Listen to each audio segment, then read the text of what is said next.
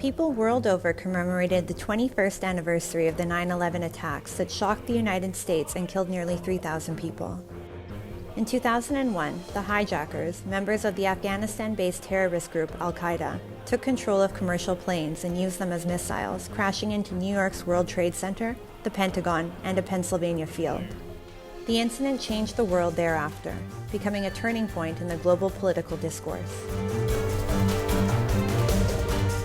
We regain the light by reaching out to one another and finding something all too rare, a true sense of national unity. To me, that's the greatest lesson of September 11. The U.S. administration, headed by the then U.S. President George W. Bush, launched a war against terror and sent American troops to Afghanistan where the Taliban were ruling. Osama bin Laden, the head of Al-Qaeda, was the prime target. There were two declared objectives of the U.S.-led NATO military operation.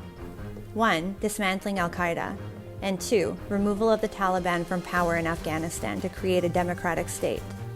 The U.S. toppled the Taliban, whose patronage combined with covert support from the Pakistan military had emboldened and strengthened Al-Qaeda over the years.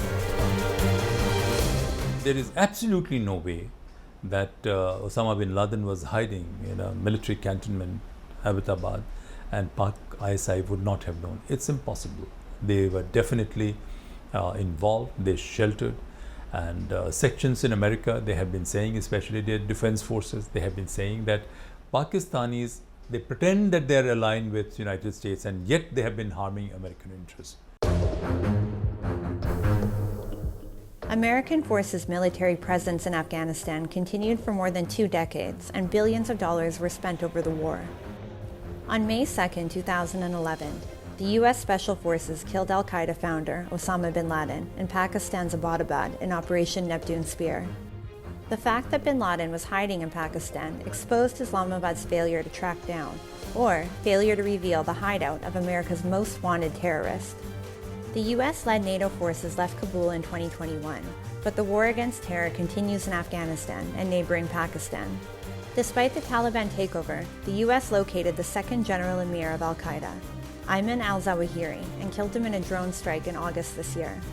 Al-Zawahiri and Osama bin Laden plotted the 9/11 attacks together, and he was also one of America's most wanted terrorists.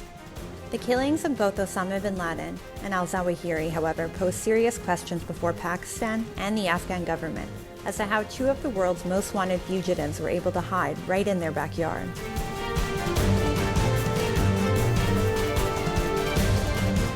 The United States' counterterrorism measures and surveillance have so far prevented any other major terrorist attacks emerging out of Afghanistan. However, observers believe that terrorist threats persist and that other terrorist groups like the Islamic State Khorasan province are gaining a foothold in the region.